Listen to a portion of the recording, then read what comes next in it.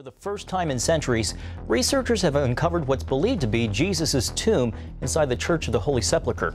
Chris Mitchell takes us to the heart of Jerusalem's Old City, where a major renovation is underway. Church of the Holy Sepulchre, the most hallowed Christian shrine on earth. According to tradition, this is the very location where Jesus died and was buried. After centuries of searching, scientists have finally uncovered evidence that confirms the location of Jesus' burial site. But what they found inside goes beyond what anyone could have imagined. Hidden within the tomb are revelations that answer mysteries that have baffled generations. Where exactly was this tomb discovered, and what eerie secrets were uncovered within its depths? Could they have found Jesus' remains? Stay tuned as we unveil the startling discoveries inside Jesus' tomb and explore how these findings could forever change our beliefs. We are Jesus' eternal aura. In today's video, you will have appropriate answers to all the questions above.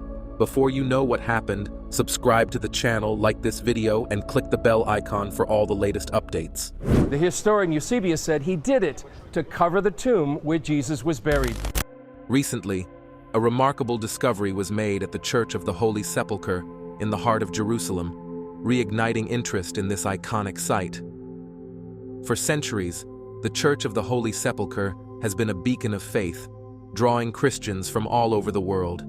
These pilgrims journey to Jerusalem to stand where they believe Jesus Christ was crucified, buried, and resurrected.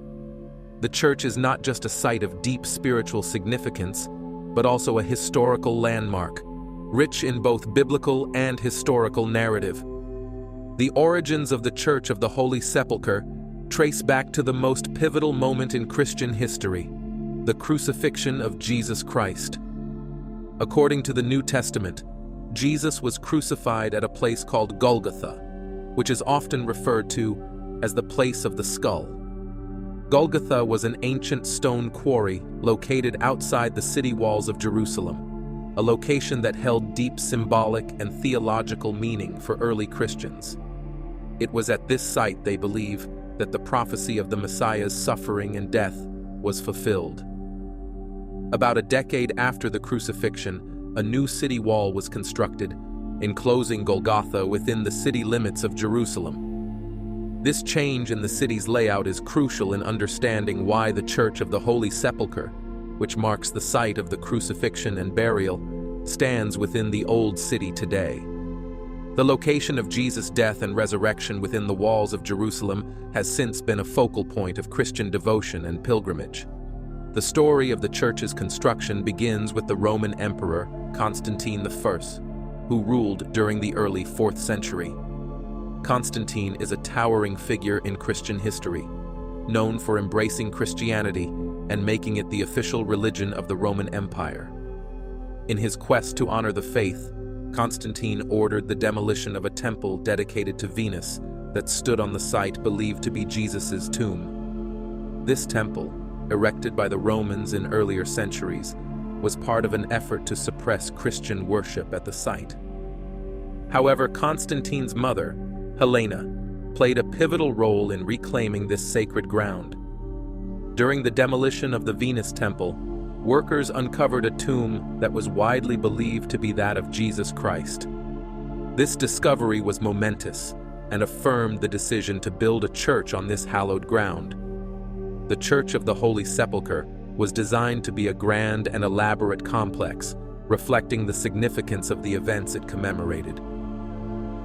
Pilgrims who visited the Church of the Holy Sepulchre during its early years would begin their journey by ascending a staircase from Jerusalem's main thoroughfare, known as the Cardo. The church was designed to lead visitors through a series of sacred spaces, each with its own spiritual and historical significance. The first area they would enter was the narthex, a vestibule that served as a preparatory space before entering the more sacred areas of the church. From there, they would pass into the basilica, a large hall used for worship and gathering. Beyond the basilica, pilgrims would enter a sacred garden, where the rock of Golgotha was prominently displayed. This garden was a place of deep reverence as it was believed to be the exact spot where Jesus was crucified.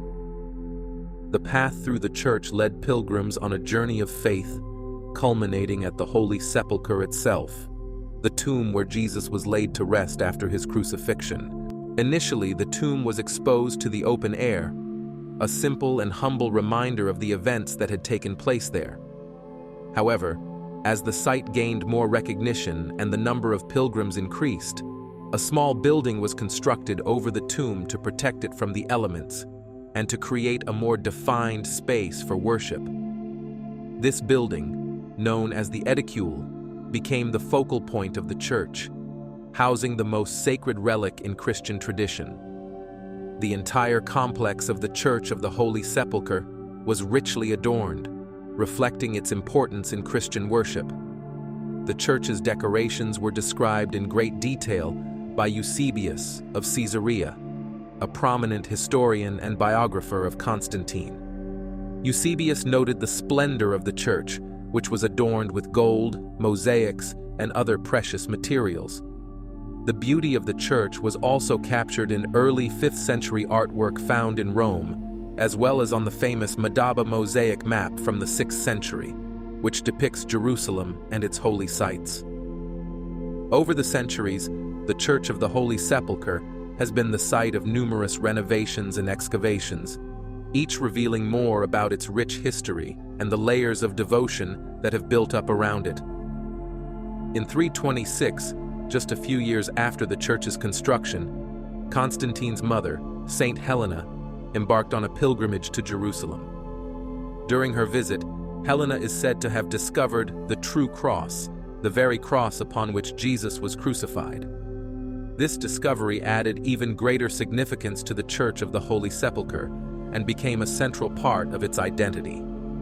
The tale of the true cross spread rapidly throughout the Christian world, and by the early 5th century, it was widely known and venerated. The legend of Helena's discovery gave rise to the Chapel of the Invention of the Cross, a sacred space beneath the ruins of the basilica where pilgrims could venerate the relic. This chapel became an integral part of the church complex and was revered by visitors for centuries. However, the Church of the Holy Sepulchre has not been immune to the ravages of time and conflict.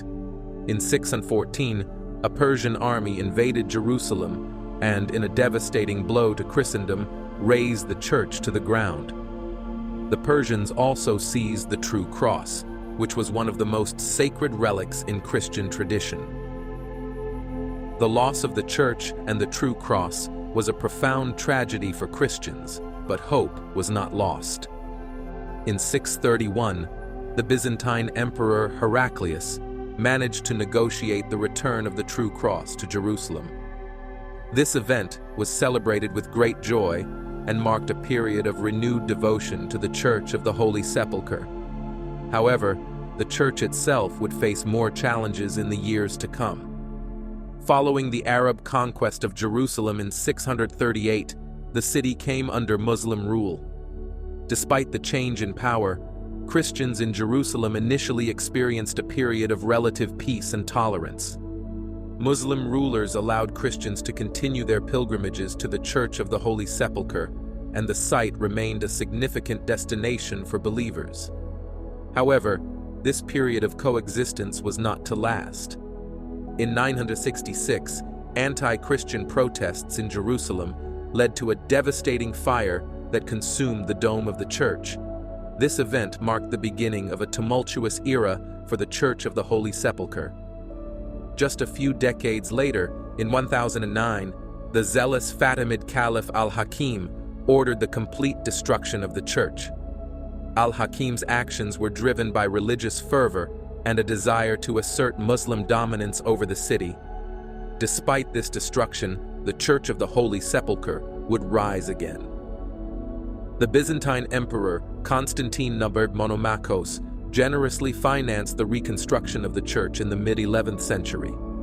The new church, while retaining much of its original layout, featured significant alterations, including a new entrance on the south side.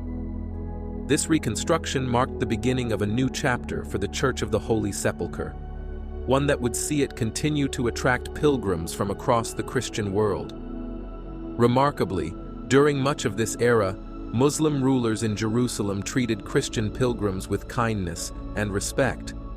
The Church of the Holy Sepulchre remained a place of deep spiritual significance, even as the city around it changed hands and underwent numerous transformations.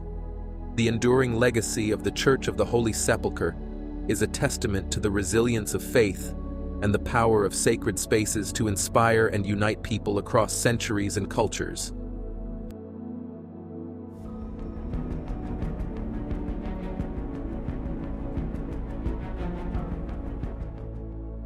The transformation of Jerusalem and its significance in Christian history reached a pivotal moment in 1077, when the Seljuk Turks seized control of the city. This event marked the beginning of widespread rumors about the mistreatment of Christian pilgrims. These stories of harassment and being denied entry to sacred sites, particularly the Church of the Holy Sepulchre, fueled a growing desire among Christians in Europe to reclaim these holy places. This fervent desire, especially the yearning to restore the Holy Sepulchre, became a powerful motivator behind the launch of the First Crusade, a monumental event that unfolded between 1096 and 1099.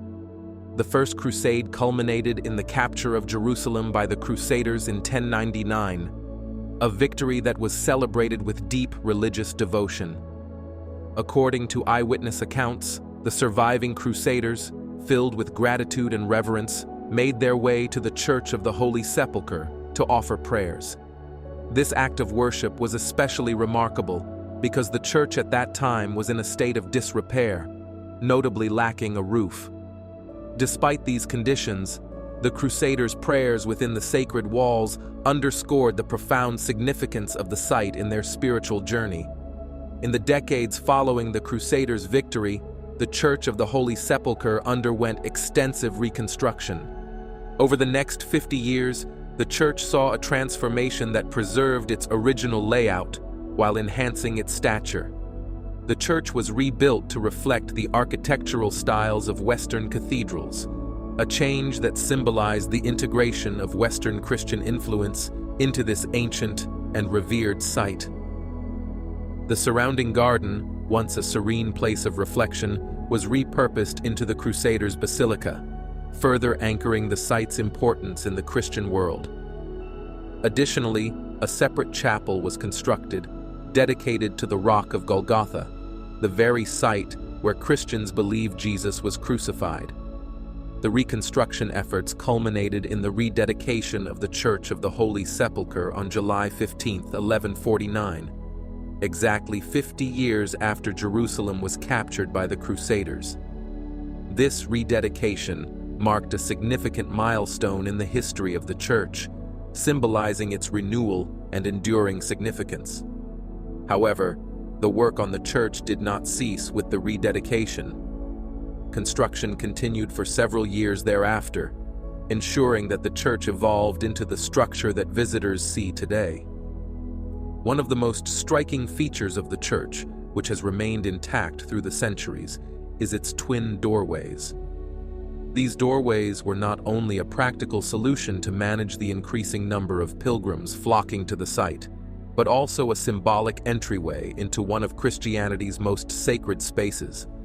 The finely carved lintels above these doorways, once graced by the footsteps of countless pilgrims, were later moved to the Rockefeller Museum in Jerusalem following an earthquake in 1927, preserving these historic elements for future generations. The tumultuous history of Jerusalem took another turn in 1187 when the city was reconquered by Muslim forces. This shift in power led to the sealing off of one of the church's entrances, a move that reflected the changing political and religious dynamics of the time.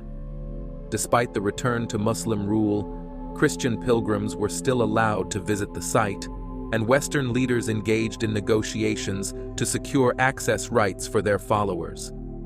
The preservation of the site, despite these challenges, ensured that the Church of the Holy Sepulchre remained a focal point of Christian devotion. In a remarkable twist of history, archaeologists made an astonishing discovery within the Church of the Holy Sepulchre, the burial site of Jesus Christ. This discovery, hidden for centuries beneath layers of history, revealed something extraordinary within the tomb, a layer of ancient mortar beneath the stone where Jesus is believed to have been laid to rest. This mortar, dating back to the time of Emperor Constantine, the first Roman emperor to embrace Christianity, adds significant weight to the historical and religious narratives surrounding this sacred site. The tale of the tomb's discovery is deeply intertwined with the story of Constantine and his mother, Helena. Around 325 to 326 AD, driven by a divine calling, Constantine embarked on a mission to find the sacred place where Jesus was buried. Their search led them to Jerusalem, where they believed the tomb could be found. The journey brought them to an ancient Roman temple, possibly dedicated to Venus, the goddess of love, a site that would soon undergo a dramatic transformation. The ancient Roman temple, standing for centuries as a symbol of pagan worship, became the central focus of their exploration. In their quest to uncover the tomb, Constantine and Helena ordered the temple to be carefully dismantled, stone by stone. This painstaking process revealed the hidden secrets beneath, including a tomb carved from the rough edges of a limestone cave. The moment the tomb was uncovered marked a significant point in history, as the natural cave, now regarded as a sacred space, was exposed to the world. The tomb's discovery led to the creation of the edicule, a protective structure built around the sacred space to preserve its divine essence. This structure, which still stands today, symbolizes the intertwining of history, faith, and the search for sacred relics. The story of Constantine's pursuit and the subsequent revelation of the tomb beneath the Roman temple is a narrative deeply ingrained in Christian memory, blending the temporal and spiritual into a profoundly meaningful tale.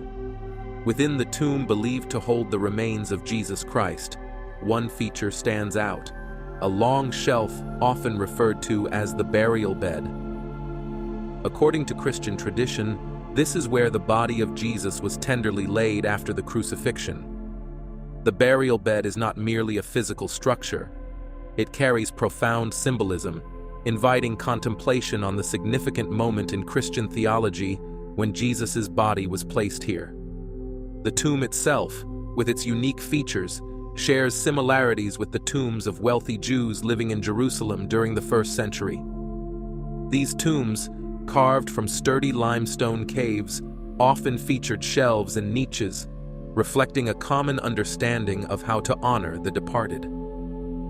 The burial bed within the tomb is more than just a historical artifact. It is a vessel carrying centuries of devotion and contemplation. The marble covering the burial bed, believed to have been placed there no later than 1555, speaks to the passage of time. However, historical clues suggest that it might have been there even earlier, possibly dating back to the mid-1300s. Accounts from pilgrims, passed down through the ages, offer precious insights into the layers of time, enriching our understanding of the sacredness held within. Every chisel mark on the marble and each curve of the burial bed carries with it the whispers of centuries past, connecting ancient times with today. The tomb, with its special features and profound symbolism, transcends its physical space to become a vessel of faith, carrying the essence of Christian devotion through the ages. The story of the Church of the Holy Sepulchre, the tomb, and the sacred relics within it is a narrative that continues to inspire and resonate with believers worldwide, reminding us of the deep connection between history, faith, and the divine.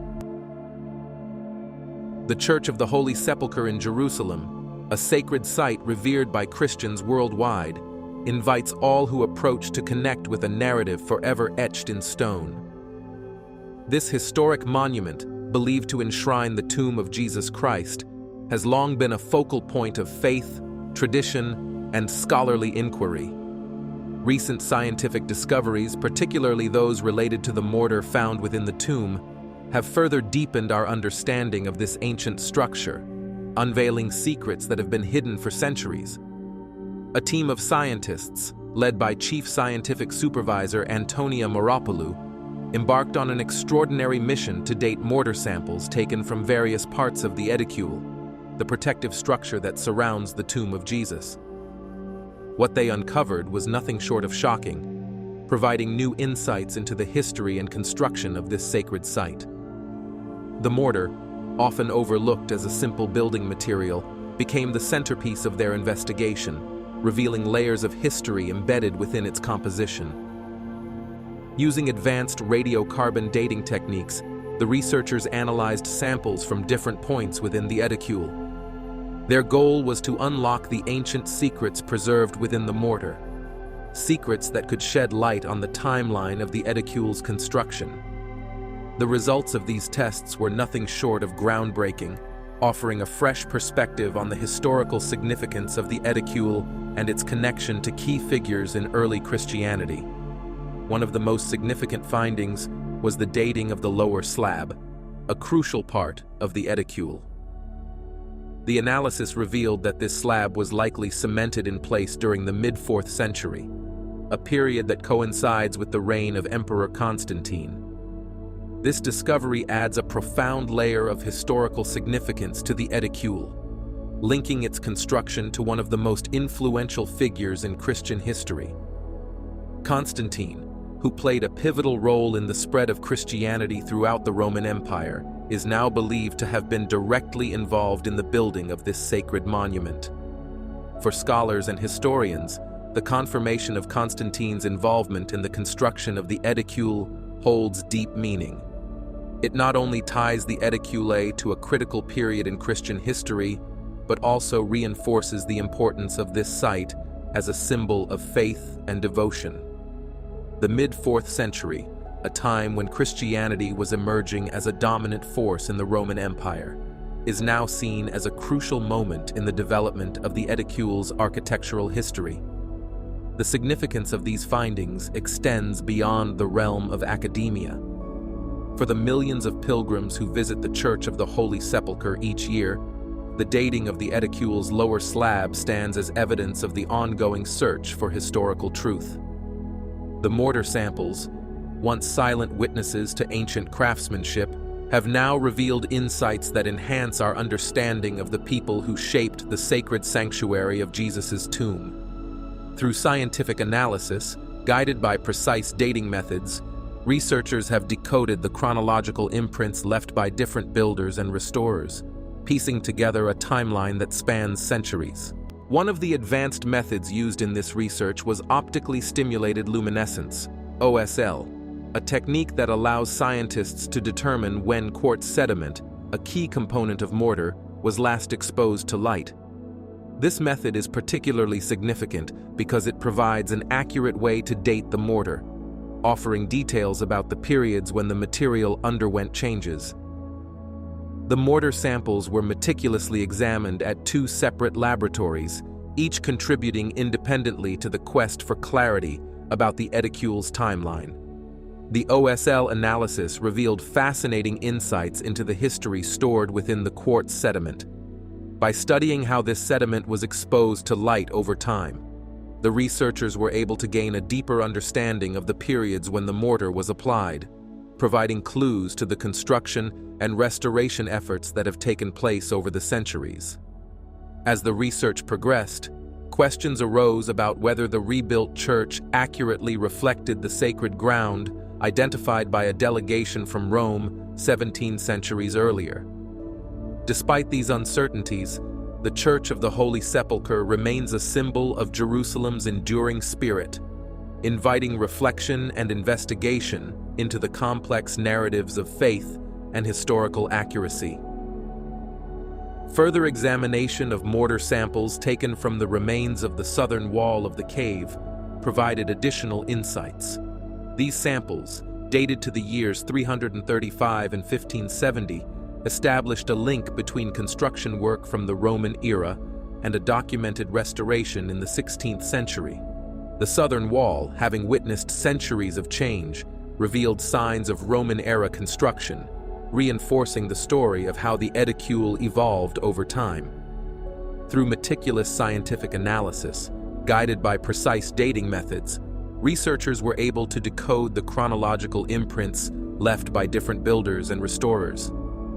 This process of unraveling the history of the edicule not only illuminated the past, but also paid homage to the skill and dedication of those who, throughout the centuries, contributed to the ongoing preservation of this sacred space.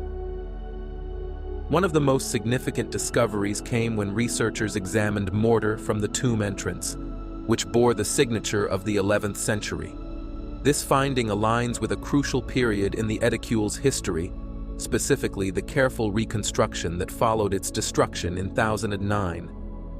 The evidence highlights the resilience of those who worked tirelessly to restore the edicule during this challenging period, demonstrating their unwavering dedication to preserving this holy site. The careful examination of these ancient mortar fragments not only helped determine their age, but also honored the craftsmanship and devotion of those who contributed to the edicule's restoration efforts over the centuries. These findings underscore the importance of ongoing research and preservation efforts at the Church of the Holy Sepulchre, as each new discovery adds another piece to the puzzle of this sacred monument's history. While the Church of the Holy Sepulchre is widely regarded as the most likely site of Jesus' tomb, it is not the only location in Jerusalem that claims this distinction. There are 6 other sites in the city that some believe could be the true burial place of Jesus. One such location is the Talpiot family tomb, discovered in 1980 about 5 kilometers south of the Old City of Jerusalem. This site gained widespread attention after the release of the 2007 Discovery Channel documentary, The Lost Tomb of Jesus, produced by James Cameron and directed by Simcha Jacobovici. Inside the Talpiot tomb, archaeologists discovered 10 ossuaries, or bone boxes, bearing names like Jesus, Mary, and Joseph. Of particular interest was an ossuary with the inscription Mariamene, which some believe belonged to Mary Magdalene, suggesting a possible marital connection to Jesus. 2 other ossuaries contained names that have led to further speculation: Jude, son of Jesus, and Jesus, son of Joseph. These inscriptions have fueled theories that Jesus and Mary Magdalene may have had a son named Jude. However, many scholars caution against drawing definitive conclusions based on these findings. They point out that names like Jesus, Joseph, and Mary were common in 1st century Judea, and their presence in the Talpiot tomb does not necessarily prove a direct connection to the biblical figures. Critics of the documentary argue that Cameron and Jacobovici may have overinterpreted the significance of these names, given their widespread use during that time. Supporters of the Talpiot tomb theory often cite DNA testing, which reportedly showed no maternal link between Jesus and Mariamene, as evidence supporting the idea of a marriage between the two. However, critics counter that the lack of a maternal link does not rule out other possible relationships, such as a father-daughter or grandfather-granddaughter connection. 3 scientific observations on the shroud. In 1898, scientists observed something astonishing about the Shroud of Turin. The images on it resembled photographic negatives more than actual photographs. This discovery ignited intense curiosity and debate about the shroud's authenticity. To resolve these disputes definitively, the Vatican decided in 1988 to allow carbon dating of the shroud. Microscopic samples of the linen cloth, each slightly larger than a postage stamp, were distributed to 3 laboratories in different countries. The goal was to use carbon dating to determine the age of the shroud. The results from all 3 laboratories were unexpected. They dated the cloth to between 1260 and 1390, suggesting it was a medieval creation. This conclusion posed a significant problem for scientists, as the shroud's image continued to defy explanation. Despite the carbon dating results, the shroud displayed a photographic negative of a body bearing wounds similar to those Christ would have suffered. Scientists, while confident in their carbon dating methods, could not fully explain the shroud's image or its meaning. For nearly a century, scientists have studied the shroud relentlessly, utilizing the most advanced technology available. However, no one has been able to recreate the enigmatic image it bears. Instead, scientific progress has led to more public disclosure of new data supporting the Turin shroud's authenticity. One notable opinion comes from Barry Schwartz, a member of the initial examination team and the project's official photographer. Initially skeptical, Schwartz was not a practicing Jew and thought the shroud was merely an exquisite painting. However, during the extensive examination of the material, he encountered one of the image's enduring mysteries that continues to intrigue scholars today. The investigation used a specialized tool for X-ray analysis, allowing them to project an image's brightness and darkness vertically into space. Typically, this technique would produce a distorted image based on density, but the shroud allowed for a three-dimensional view of a human shape. This finding implied a high correlation between the image's density and the distance between the cloth and the body. Schwartz concluded that the only possible explanation was the contact between the fabric and the body, dismissing the notion of the image being a mere projection.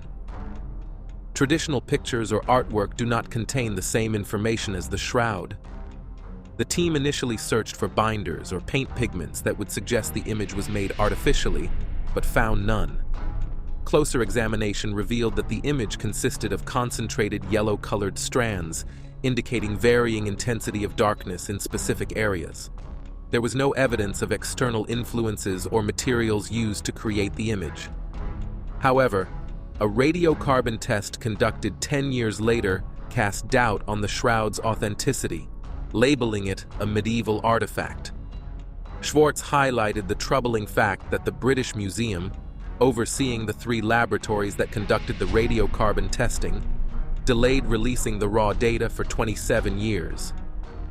In scientific practice, such data is rarely withheld for so long. Typically, findings are published in journals, and raw data is shared with other researchers for validation or expansion. When the raw data was finally obtained, it became clear why the delay occurred. The evidence revealed that the sample taken from the shroud was not homogeneous. It was a fragment of cloth with one date hundreds of years later at one end and a different date at the other. Consequently, no single spot on the strip could be positively correlated with the cloth's overall date. Moreover, the researchers failed to gather control samples from other areas of the shroud, a prerequisite for precise radiocarbon dating. Further examination revealed the presence of interwoven cotton in the corner where the sample was taken. Combining cotton and linen or wool and cotton is forbidden by Jewish law, known as the mixing of the kinds. This finding contradicts this directive. High-status burial shrouds were typically made of pure linen, but the discovery of cotton raised the possibility that the shroud was rewoven or repaired at some point. Consequently, the repaired corner used for radiocarbon testing rendered it impossible to date the remaining pieces of the cloth accurately. The revelation that the shroud was medieval led to questions about the study's intentions. An anonymous donor had given a substantial sum of $1 million to the British Museum before the official release of the shroud's date, with the explicit aim of refuting its authenticity. The Oxford Laboratory, one of the 3 labs that examined the shroud, received this money. This raises concerns about whether powerful groups are interested in obscuring the truth about the shroud. In addition to radiocarbon dating, scientists have also examined the blood chemistry on the shroud to search for evidence of its genuineness. The fabric contains type AB blood stains, more common among Jews than the general population. Furthermore, the blood retains a vivid red hue, which adds to the intrigue surrounding the shroud. Despite extensive scientific efforts, the Shroud of Turin remains a mystery. While carbon dating suggests it is a medieval artifact, The image on the cloth defies conventional explanations. The lack of evidence for artificial creation and the findings related to blood chemistry continue to fuel debates about its authenticity. As technology advances and more data is disclosed, the shroud's true nature may one day be fully understood, but for now, it remains one of history's most enigmatic relics.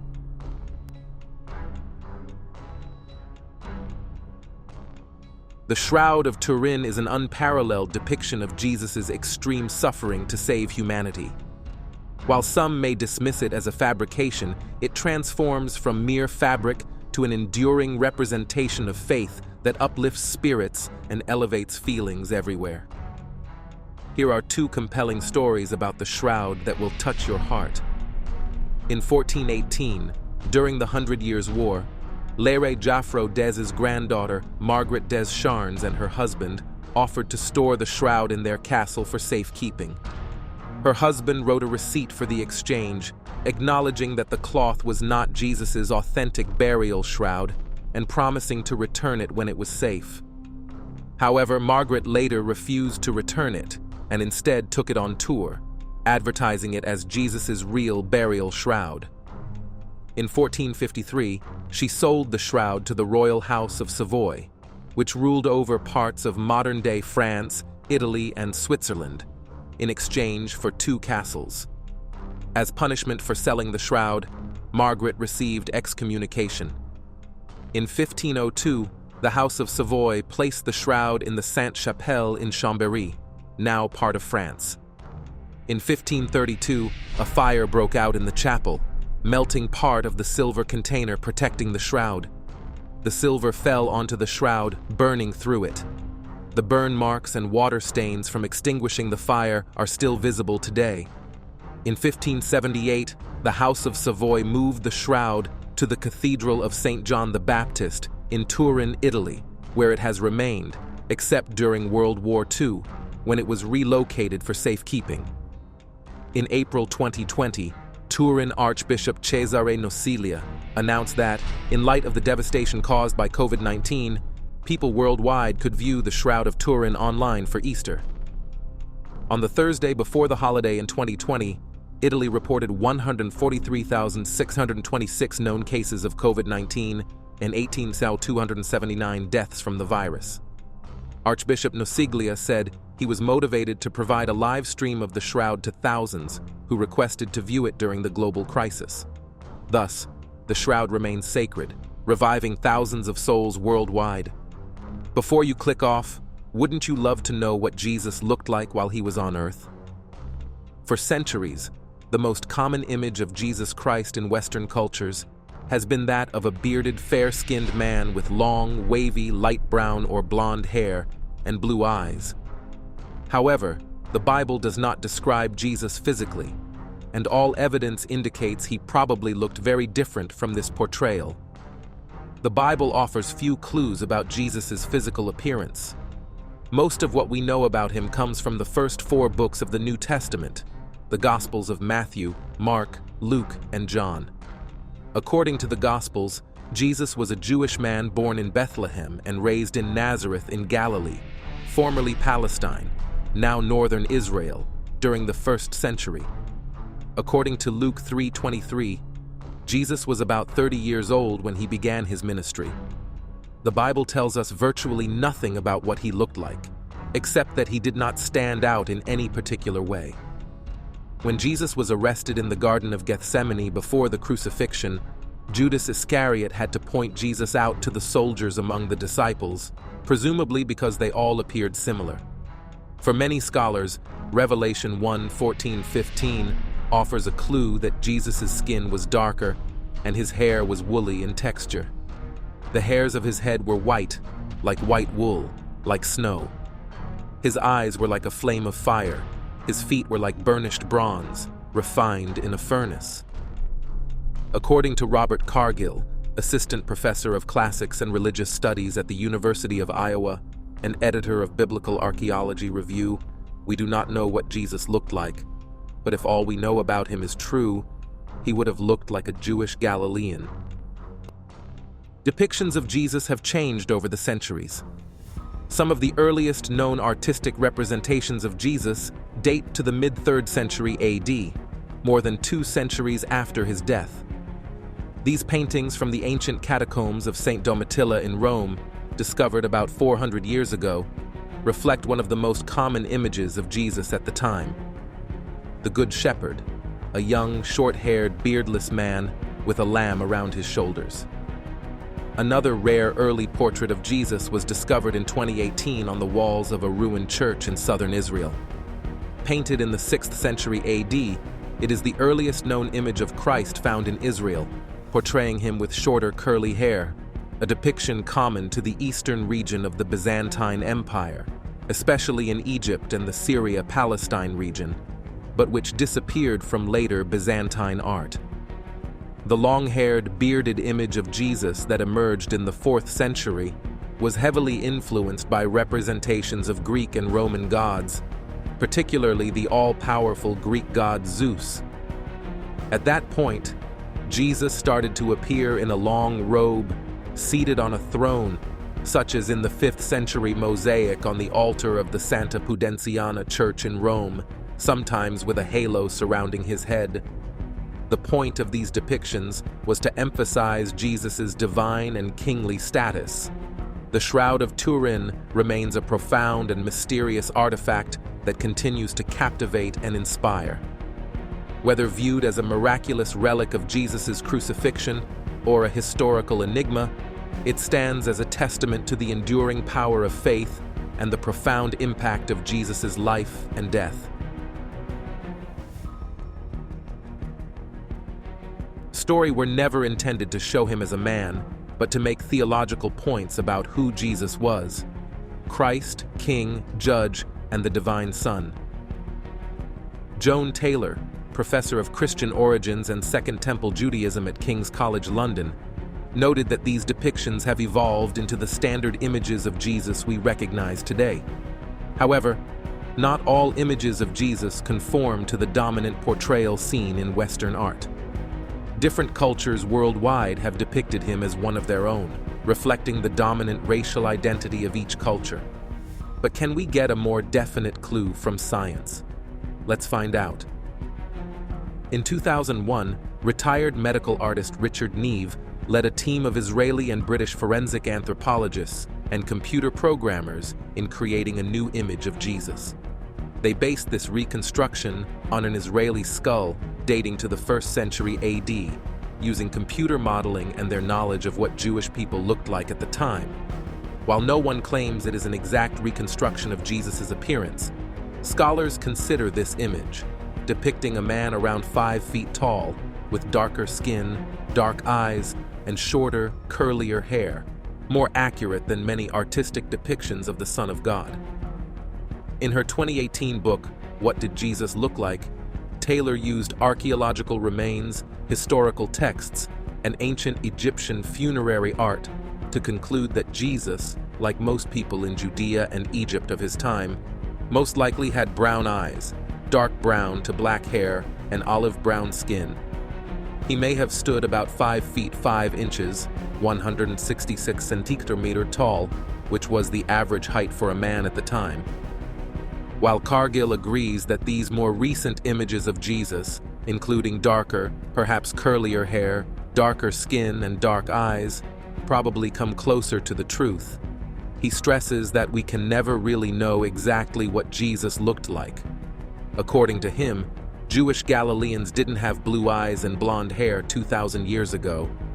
Thus, the question of what Jesus looked like will only be resolved when he returns or we meet him in heaven. The recent archaeological discoveries in the tomb of Jesus have provided an extraordinary glimpse into the past, offering new insights into the historical figure of Jesus and the world in which he lived. For historians, the objects found in the tomb, such as Roman coins and Aramaic inscriptions, offer invaluable clues to the funerary practices, materials used, and cultural beliefs of the era. These artifacts serve as tangible links to the historical Jesus, potentially verifying gospel accounts and enriching our understanding of the complex socio-political landscape of ancient Judea. The shroud fragments and ceramic vessels found in the tomb align with Jewish burial customs and could directly connect to the crucifixion and burial narratives. For believers, these discoveries hold profound implications, potentially strengthening faith by providing tangible evidence of biblical stories and possibly attracting new followers. However, these findings also raise important ethical and theological questions about how to interpret these artifacts within the context of modern faith.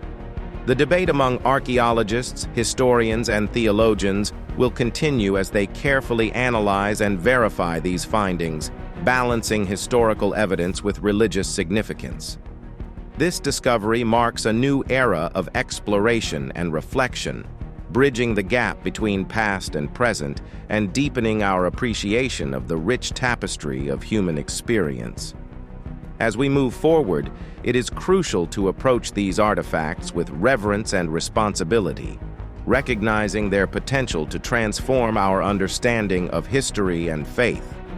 The intersection of history and faith, illuminated by these remarkable finds, offers a unique opportunity to connect with the profound spiritual heritage that shapes the lives of millions worldwide. Thank you for joining us on this incredible journey. Don't forget to share, like, subscribe, and leave your comments to continue exploring these stories that enrich our lives. God bless you. Carry each other's burdens, and in this way, you will fulfill the law of Christ.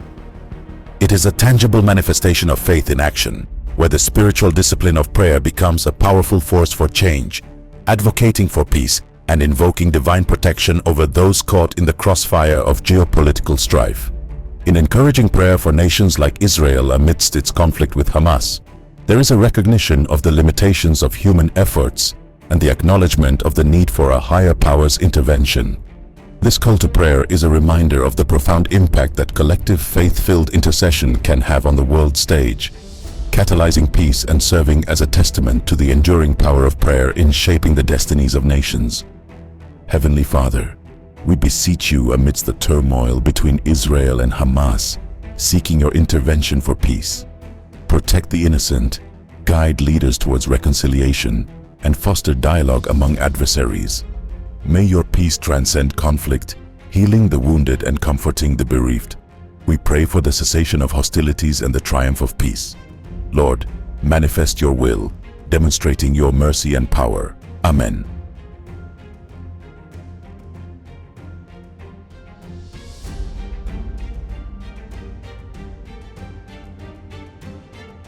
Joseph of Arimathea and Nicodemus, both members of the Sanhedrin, were secret believers in Jesus. Despite their initial fear and hesitation to openly follow him during his ministry, they courageously sought to honor Jesus in his death. These two men approached Pilate for Jesus' body, determined to provide him with a proper burial according to Jewish customs. They purchased a costly amount of myrrh and aloes, about 75 pounds, to anoint his body. Myrrh, a fragrant and sticky gum resin, was traditionally used by the Egyptians in embalming, while the Jews used it in powdered form. When mixed with aloes and aromatic sandalwood, these spices would harden and form a protective cocoon around the body. Their actions demonstrated their deep love and respect for Christ, showing a willingness to stand up for their beliefs at a crucial moment. They recognized the importance of burying Jesus honorably, rather than leaving him in a place designated for criminals and the city dump before the Sabbath, which began just 3 hours after his death. John is the only gospel writer who tells us about Nicodemus assisting Joseph with Jesus' burial. Both men, who had been secret believers until this point, felt compelled to make up for their lack of courage during Jesus' life by honoring him in death. The extravagant amount of spices they used was fitting for a king's burial, symbolizing Jesus as the King of Kings. Nicodemus brought approximately 100 liters, around 75 pounds, of perfumed ointment made from myrrh and aloes, which would have been exceedingly expensive. God the Father oversaw every detail surrounding his son's death and burial. Even in death, Jesus' burial fulfilled prophecy. Although the leaders had planned for him a common grave among the thieves, God arranged for him to be buried in a rich man's tomb. Isaiah 53:9 foretold, he was assigned a grave with the wicked and with the rich in his death, though he had done no violence, nor was any deceit in his mouth. Several women who had traveled with Jesus from Galilee also accompanied the burial. Luke 23:55 notes that they saw where the tomb was located, so they could return with more spices and perfumes after the Sabbath. Merrill Tenney, in his book The Reality of the Resurrection, describes the customary burial procedure. The body was washed, straightened, and then bandaged tightly from the armpits to the ankles in strips of linen about a foot wide. Aromatic spices, often of a gummy consistency, were placed between the wrapping folds, partially serving as cement, to glue the cloth wrappings into a solid covering. The body was encased, and a square piece of cloth was wrapped around the head and tied under the chin to prevent the lower jaw from sagging. Matthew records that Jesus was placed in a new tomb cut out of the rock, owned by Joseph of Arimathea. Rich men's tombs like this were large enough to stand in. Matthew also mentions that a large stone was rolled in front of the entrance to the tomb. Jewish high priests and elders then asked Pilate for a guard of 4 Roman soldiers to watch over the tomb, fearing that Jesus' disciples might steal his body and claim he had risen. To prevent any deception, the stone door was sealed. Doubters claim that Jesus did not die on the cross but merely fainted. However, this theory does not hold up to scrutiny. Jesus was pierced in the side with a spear, and blood and water, a clear sign of death, flowed out. His body was wrapped in 75 pounds of spices and sealed in a cold tomb with no food or water for 3 days, guarded by Roman soldiers. It is illogical to think he could survive this and simply walk away. Equally implausible is the idea that his enemies stole his body. They would not have wanted to allow his followers to proclaim that Jesus had risen. Matthew wrote that the Jewish leaders attempted to refute the resurrection by saying the disciples stole the body, even paying the Roman soldiers to support this claim. Matthew 28:11-15. The leaders never denied the empty tomb, implicitly admitting it was empty. The disciples had no reason to steal the body. After Jesus' death, they were overcome with sorrow and fear, hiding from persecution. Many of them later suffered and died for their faith, based on their belief in the resurrected Jesus. Why would they give their lives for what they knew to be a lie? Additionally, there were many appearances of the risen Lord Jesus over the next 40 days, including to over 500 people at once. 1 Corinthians 15:6. Critics also suggest the women went to the wrong tomb, but the guards were seen cowering on the ground. Matthew 28:4. Roman soldiers were not known to make such mistakes. The Gospel writers provide detailed accounts of these events because the resurrection is central to the Christian faith. Without the resurrection, there is no hope or life after death. The fact that many of Jesus' followers were martyred for their belief in the risen Christ speaks to their conviction. Considering the disciples' willingness to die for their faith, it is unlikely they would have done so for a lie. Their experiences after the crucifixion ignited a fervent passion to spread the gospel, despite persecution and hardship. Their testimonies and the growth of the early church underscore the transformative power of the resurrection. After reflecting on these accounts, I ask you, what will you do with this Jesus who claims to be the Son of God and the King of Kings? How will you respond to him? I encourage you to offer your own prayer to the Father, thanking him for his love. If you have never given your life wholeheartedly to him, perhaps today is the day to do so.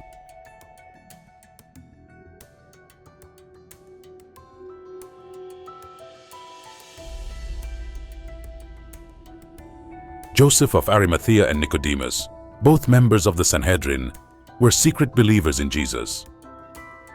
Despite their initial fear and hesitation to openly follow him during his ministry, they courageously sought to honor Jesus in his death. These 2 men approached Pilate for Jesus' body, determined to provide him with a proper burial according to Jewish customs. They purchased a costly amount of myrrh and aloes, about 75 pounds, to anoint his body. Myrrh, a fragrant and sticky gum resin, was traditionally used by the Egyptians in embalming, while the Jews used it in powdered form. When mixed with aloes and aromatic sandalwood, these spices would harden and form a protective cocoon around the body. Their actions demonstrated their deep love and respect for Christ, showing a willingness to stand up for their beliefs at a crucial moment. They recognized the importance of burying Jesus honorably, rather than leaving him in a place designated for criminals and the city dump before the Sabbath, which began just 3 hours after his death. John is the only gospel writer who tells us about Nicodemus assisting Joseph with Jesus' burial. Both men, who had been secret believers until this point, felt compelled to make up for their lack of courage during Jesus' life by honoring him in death.